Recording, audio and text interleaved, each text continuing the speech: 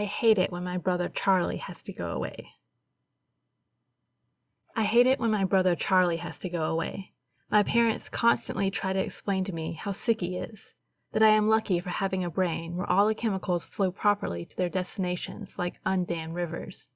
When I complain about how bored I am without a little brother to play with, they try to make me feel bad by pointing out that his boredom likely far surpasses mine, considering he is confined to a dark room in an institution. I always beg for them to give him one last chance. Of course, they did at first. Charlie has been back home several times, each shorter in duration than the last. Every time without fail, it all starts again. The neighborhood cats with gouged out eyes showing up in his toy chest. My dad's razors found dropped on the baby slide in the park across the street.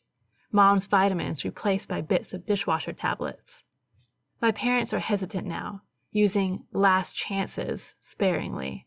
They say his disorder makes him charming, makes it easy for him to fake normalcy, and to trick the doctors who care for him into thinking he is ready for rehabilitation. That I will just have to put up with my boredom if it means staying safe from him. I hate it when Charlie has to go away. It makes me have to pretend to be good until he is back. This new old house. We bought an old home, my boyfriend and I. He's in charge of the new construction, converting the kitchen into the master bedroom, for instance, while I'm on wallpaper removal duty. The previous owner pampered every wall and ceiling. Removing it is brutal, but oddly satisfying. The best feeling is getting a long peel, similar to your skin when you're peeling from a sunburn. I don't know about you, but I kind of make a game of peeling, on the hunt for the longest piece before it rips. Under a corner section of paper in every room is a person's name and a date.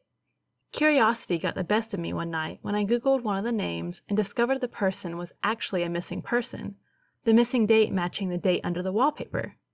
The next day, I made a list of all the names and dates.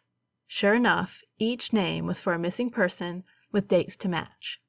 We notified the police, who naturally sent out the crime scene team. I overheard one text say, "Yep, it's human." Human? What's human? "Ma'am, where is the material you removed from the walls already? This isn't the wallpaper you are removing." Seeing red the first day of school.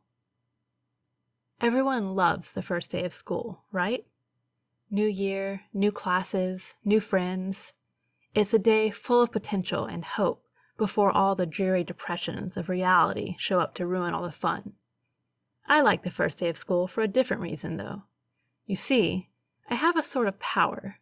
When I look at people, I can sense a sort of aura around them, a colored outline based on how long that person has to live.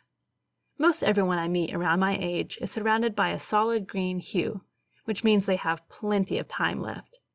A fair amount of them have a yellow-orangish tinge to their auras, which tends to mean a car crash or some other tragedy. Anything that takes people before their time, as they say. The real fun is when the auras venture into the red end of the spectrum, though. Every now and again I'll see someone who's basically a walking stoplight. Those are the ones who get murdered or kill themselves. It's such a rush to see them and know their time is numbered. With that in mind, I always get to class very early so I can scout out my classmates' fates. The first kid who walked in was basically radiating red. I chuckled to myself. Too damn bad, bro. But as people kept walking in, they all had the same intense glow. I finally caught a glimpse of my rose-tinted reflection in the window, but I was too stunned to move. Our professor stepped in and locked the door, his aura a sickening shade of green. Warrior of God. If God exists, why is there so much evil in the world? It's a common question, but it is misplaced. All things must have balance. Light and dark, good and evil, sound and silence. Without one, the other cannot exist. So, if that's true, then God does nothing to fight evil? That might be your follow-up question. Of course he fights evil, relentlessly. I am D'Artagnan, one of his most holy and righteous angels. I roam the earth, disposing of evil wherever I find it. I kill the monsters you don't ever want to know about. I crush them completely so you can sleep at night. You humans have no idea how many of you live because of the work I do. But what about Stalin, Hitler, Ted Bundy, Jack the Ripper? Well, those are the minor ones I had to let live, for balance. The ones I destroy are too horrible and vile to survive. What's funny is while I would wager you've never heard of the name D'Artagnan in any religious texts, I bet you have heard of me. Americans, for example, have their own name for me: sudden infant death syndrome. The perfect plan. On Monday, I came up with the perfect plan. No one even knew we were friends. On Tuesday, he stole the gun from his dad. On Wednesday, we decided to make our move during the following day's pep rally.